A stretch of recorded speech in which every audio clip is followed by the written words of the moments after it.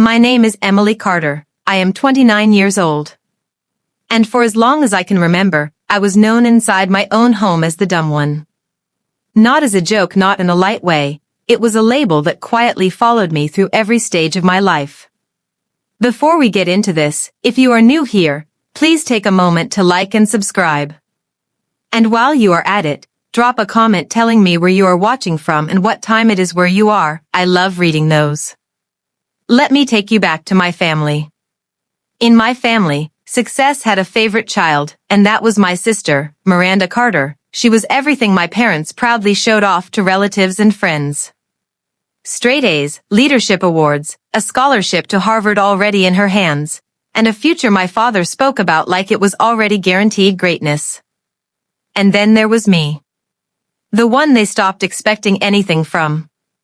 I grew up watching conversations revolve around Miranda's achievements while I slowly became invisible in my own house. At dinner tables, my voice rarely carried weight. My opinions were brushed aside before I even finished speaking. Over time, I stopped trying to prove myself, not because I had nothing to say, but because no one seemed interested in hearing it. But something strange happens when people underestimate you for too long. You stop reacting and start observing. And I was observing everything. The patterns in my family. The way decisions were really made. The difference between who got praised and who actually held influence behind the scenes. While they focused on appearances, I was quietly understanding the structure underneath it all. I didn't know it then, but every moment of being dismissed was shaping something inside me, something they never thought to look for. And that silence would eventually become the reason everything in my life changed.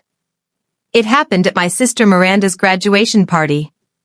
The Carter family estate was packed with guests as business partners, distant relatives, investors, and people my father wanted to impress. The kind of event where every smile felt rehearsed and every handshake had a hidden motive. Miranda stood in the center of it all, glowing in her graduation dress like she had already stepped into the life my parents had built for her. My mother couldn't stop taking photos. My father, Richard Carter, looked at her like she was the final proof of his success. And me. I was just there. Not part of the celebration, not part of the spotlight, just present enough not to look forgotten. When the speeches began, everyone quieted down. My father stepped forward with a glass of champagne in his hand, smiling like he had been waiting for this moment his entire life. He started talking about legacy. About family, about sacrifice and reward. And then his tone shifted. He turned slightly toward Miranda and said, in front of everyone, that she would be the one carrying forward the Carter name. The future CEO, the rightful heir to the $13 million mansion. The Tesla, the company control everything. People applauded. Miranda smiled through it all like she was born for it. Then my father looked at me. For a second, the room felt different, not louder. Not quieter, just heavier. And then he said it. Not directly cruel, but sharp enough for everyone to understand. Something along the lines of me being different, not built for leadership, not the one they needed to depend on. A polite way of saying I didn't matter in the future he was presenting to the world. And just like that, the laughter continued. Glasses clinked again. Conversations resumed. As if my worth had just been quietly removed from the equation, and no one needed to question it. But what my family didn't notice in that moment was the one person who had stopped clapping. My grandmother, Evelyn Carter.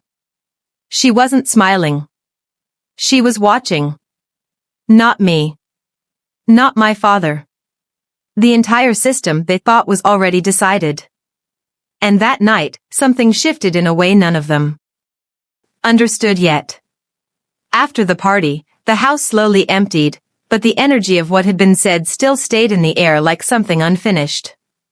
People kept congratulating Miranda outside, taking pictures near the driveway, talking about her bright future as if it was already a confirmed success story. Inside the house, I stayed quiet. Not angry, not emotional. Just processing. That's when my grandmother, Evelyn Carter, asked me to come with her. She didn't raise her voice. She never needed to. In our family, she was the kind of person people listened to even when she said very little. We walked through the long hallway into her private study, the one room in the house my father rarely entered without permission. She closed the door behind us. For a moment, she just looked at me. Not like my parents did. Not like I was a mistake or an afterthought. Like she was trying to see something I had been hiding my entire life. Then she finally spoke. She said, "You didn't react back there." I didn't answer. She nodded slightly, like that was the exact answer she expected. And then she added something that made me uncomfortable in a way I couldn't explain. She said she had been watching me for a long time. Not just seeing me, but actually watching how I think, how I stay silent, how I observe people when I think no one is paying attention. I remember asking her why she was telling me this now. She didn't answer immediately. Instead, she walked to her desk, opened a locked drawer, and placed a sealed envelope in front of me.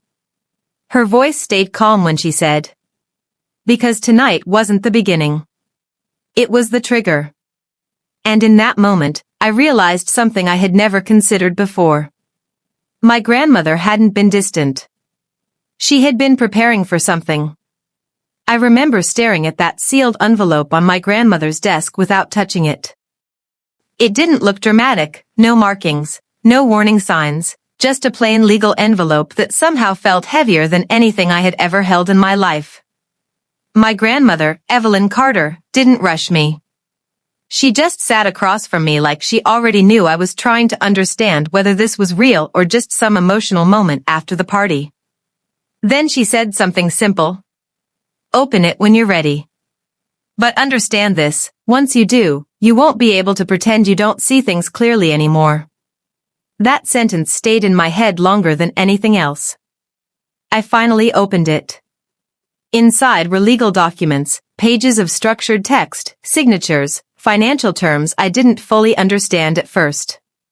But one thing stood out immediately. My name. Not as a beneficiary of sympathy, not as a backup clause, but as the central holder of something my mind couldn't process at first. Then I saw the numbers. Assets tied to private shares, long-term investments, and hidden equity structures that had been quietly growing for years. And at the top of one page, a valuation that made my breath stop for a second. $47 million. I looked up at her immediately, thinking this had to be a mistake. But she didn't react like someone who just revealed something shocking. She reacted like someone confirming a plan that had already been in motion for years. Then she explained it. Quietly. Carefully. She told me she never trusted how my father handled power. She said he confused control with leadership and reputation with reality. And over time, she started structuring parts of her wealth in ways no one else in the family could access or influence. Then she looked directly at me and said, "You were never the problem in this family. You were just the one they stopped paying attention to." And that's when I asked the question I had been holding in my chest since I saw my name on those papers. Why me? Her answer changed everything. Because what she said next explained not just the money, but the entire reason my life had been the way it was. My grandmother, Evelyn Carter, didn't answer my question right away. She closed the envelope in front of me and leaned back in her chair like she was choosing her words carefully, not because she was unsure, but because she knew exactly how much weight they carried. Then she said something I didn't expect. "I didn't choose you randomly, Emily." That sentence alone changed the way I was sitting. She continued. She told me this wasn't a sudden decision. It wasn't based on emotions from the graduation party. It was something she had been building for years, quietly observing every member of the family without telling anyone. My father thought he was in control of everything. My mother believed success was only what could be shown. And Miranda, she was trained to win in a system my grandmother no longer respected. But me? She said I was the only one who never played for attention. The only one who didn't change behavior depending on who was watching? Then she pushed the documents slightly toward me again and revealed the part one hadn't understood yet. This wasn't just a gift. It was a condition-based trust. And the condition was very specific. The moment I was officially dismissed, disrespected, or written out of the family's future in a public or intentional way, the control of those $47 million worth of shares would legally activate under my name. I stayed silent for a moment, trying to process what she just said. Then I remembered my father's speech. The way he publicly declared Miranda as the future. The way he indirectly removed me from any meaningful role. And suddenly, it clicked. My grandmother didn't just watch the family. She had been waiting for them to reveal themselves. She looked at me one more time and said, "They gave you the trigger without realizing it." And for the first time, I understood something terrifyingly clear. This wasn't the moment I inherited money. This was the moment my family had unknowingly activated something they could never reverse. The next few days felt normal on the surface, but nothing was normal anymore. At home, my father Richard Carter was still acting like the graduation speech had been a success. He was meeting investors, taking calls, talking about Miranda stepping into leadership like everything was already settled. My mother kept repeating the same thing at dinner, how proud they were of Miranda, how the future of the family was finally secure. And me? I stayed quiet. Not because I had nothing to say, but because I was watching something they couldn't see yet. 3 days later, the first call came. A law firm representing my grandmother's estate requested a formal meeting with the Carter family. My father didn't take it seriously at first. He thought it was routine paperwork. Maybe inheritance structuring. Nothing important. But I noticed something different. The tone of the lawyer on the phone wasn't casual. It was precise. Controlled. Final. The meeting was scheduled for the following morning at the main office of Carter Holdings. That night, I barely slept.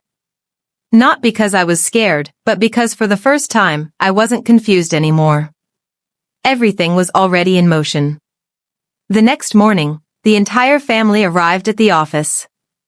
My father walked in confidently. Miranda followed him like she always did. My mother tried to look calm, adjusting her posture like this was just another formal meeting. And I walked in last. Still unnoticed in the way they were used to. Until the lawyer opened the file. The room changed immediately. There was no small talk. No warm introduction. Just documents. Legal confirmation. Trust execution papers. And then the number was spoken out loud. $47 million in structured equity shares. Legally assigned under my name. My father laughed at first. A short, dismissive laugh. Like it was a misunderstanding. Until the lawyer slid the signed documents across the table. And the silence that followed wasn't confusion anymore. It was realization. My sister's expression changed first. Then my mother stopped speaking. And my father. He didn't look at me yet. Not fully. Because the moment he did, everything he believed about control in this family started collapsing in real time. And for the first time in my life, I wasn't the one being dismissed in the room. I was the reason no one else was speaking. The room didn't feel the same after that number was spoken. $47 million. It didn't sound real in my father's office. It sounded like a mistake that someone was about to correct any second. My father, Richard Carter, finally looked at me properly, like he was seeing me for the first time in years. But it wasn't recognition. It was disbelief trying to turn into control again. He leaned forward and said, "This doesn't make sense. Emily doesn't handle anything in this family." My grandmother's lawyer didn't react. He simply turned a page and pointed at the signature. My signature. Verified. Legal. Final. Miranda, my sister, was the first one who couldn't hide her expression anymore. The perfect daughter look cracked for a moment. Not anger, something closer to panic mixed with confusion. My mother tried to speak, but nothing came out clearly. And me? I stayed still. Because this wasn't new information for me anymore. This was confirmation. The lawyer continued calmly, explaining what had already been activated, how the shares were now legally under my control, how voting rights in the company structure had shifted, and how any decisions involving the Carter Holdings empire now required my approval. Every sentence made the room quieter. Until there was almost nothing left except breathing. My father finally snapped, trying to regain authority in the only way he knew how. He said something like, "This is family business." Not something decided by hidden arrangements. But the lawyer replied with one line that ended the argument immediately. It. Not family business anymore. It's legal ownership. That word changed everything. Ownership. Not status. Not favoritism. Not inheritance promises. Ownership. For the first time, my father didn't interrupt. He just looked at me, really looked. And I could see it clearly now. It wasn't just shock. It was the realization that the version of me he had ignored had been building a life he never paid attention to. And that silence he once used to dismiss me was no longer mine. It belonged to him now. After the meeting, nobody spoke on the way out. Not in the elevator. Not in the parking lot. Not even when my father, Richard Carter, got into his car and sat there for a few seconds without starting the engine. That silence felt different now. Before, my silence meant I was ignored. Now, their silence meant they didn't know what to say. At home that night, the atmosphere had completely changed. No loud conversations, no celebration planning for Miranda, no talk about the future like it was already decided.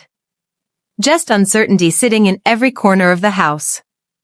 My mother kept looking at me like she wanted to ask something but didn't know how.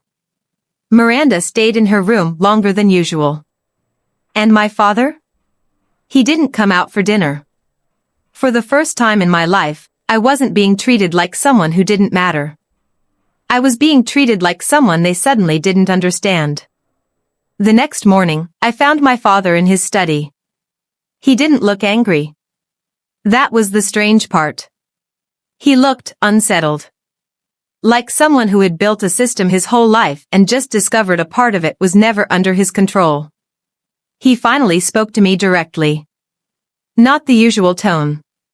Not the dismissive one. Something more careful. He asked me where my grandmother had hidden this from him. But I didn't answer immediately. Because I realized something important in that moment. He still believed this was about secrecy. About documents. About money being moved quietly. But it wasn't. This was about judgment. About trust. About years of decisions he never questioned because he thought power automatically belonged to him. I told him something simple. I said, "You didn't miss it because it was hidden. You missed it because you stopped looking at me." He didn't respond. Not right away. And for the first time in my entire life. My father didn't have an immediate answer for me. That's when I understood the real shift wasn't just financial. It was emotional. The balance in the house had changed. Not because I took anything from them. But because they could no longer define me without consequences. 2 weeks later, I received an official notice. A board meeting for Carter Holdings. Full attendance required. My father, Richard Carter, called it standard procedure after legal restructuring. But the truth was everyone knew this meeting wasn't standard at all. This was the first time I would walk into that room as a majority shareholder. Not as a daughter being judged. Not as the dumb one. But as someone whose vote actually determined outcomes. When I arrived, The atmosphere was different from the previous meeting. Softer on the surface, but tense underneath. The board members greeted me politely, some even too politely, like they were trying to adjust to a reality they hadn't fully accepted yet. My father sat at the head of the table like he always did. But for the first time, it didn't feel like his seat anymore. My sister, Miranda, sat quietly beside him. No confidence. No usual certainty. Just watching everything carefully, like she was trying to understand where she now stood in all of this. The meeting began with financial reports, restructuring updates, and legal confirmations. Normal corporate language. Until it wasn't. When voting rights were formally outlined, the shift became visible in real time. My grandmother's trust didn't just give me shares. It gave me influence. Equal or greater than my father in key decisions. The lawyer confirmed it. Calmly, without emotion. And the room reacted in small ways, subtle glances, paper adjustments, silence that lasted a second too long. Then came the first real decision. A leadership restructuring proposal. My father spoke first, confidently explaining his vision, trying to hold the narrative he had controlled for years. Then it was my turn.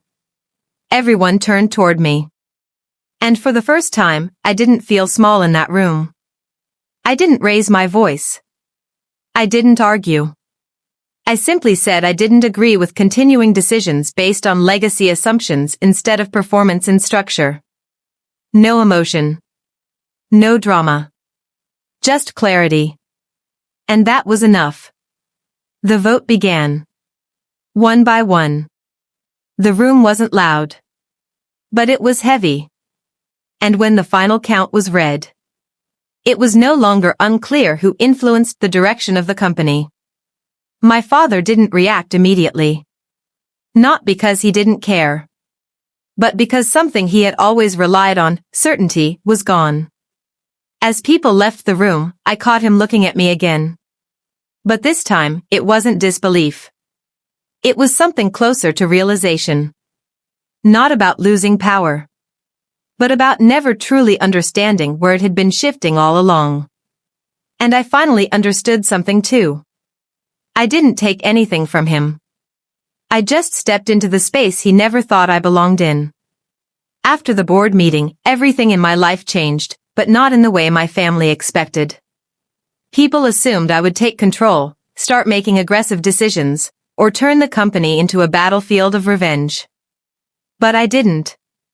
Instead, I asked for a private meeting with the board the next morning. When I walked in, my father Richard Carter, my mother, and Miranda were already there. No speeches this time. No celebration. Just waiting. I sat down and said something they didn't expect. I told them I wasn't there to destroy the family business, and I wasn't there to punish anyone either. Because if I had wanted revenge, I could have taken it in many ways.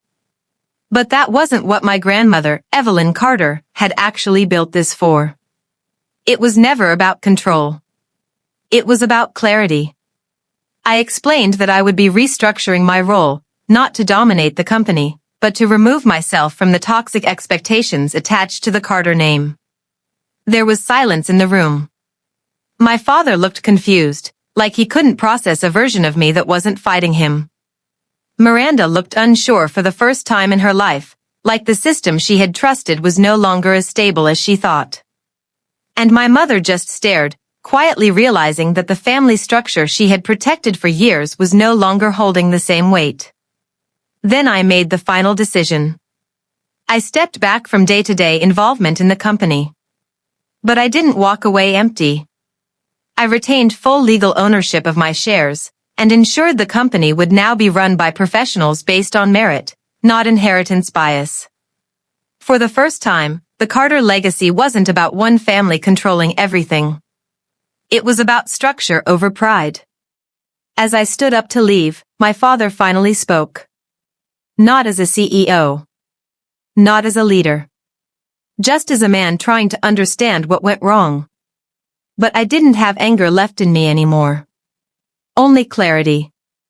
I told him something simple before walking out. You didn't lose your daughter. You just never learned how to see her. And I left the room. Not as the dumb one. Not as the underestimated daughter. But as someone who no longer needed permission to exist at the level she had already earned. And if there's one thing this story taught me, it's that sometimes people don't change when you prove them wrong. They change when they finally realize you never needed them to believe in you in the first place. If you watched till the end, don't forget to like this video and subscribe for more stories like this.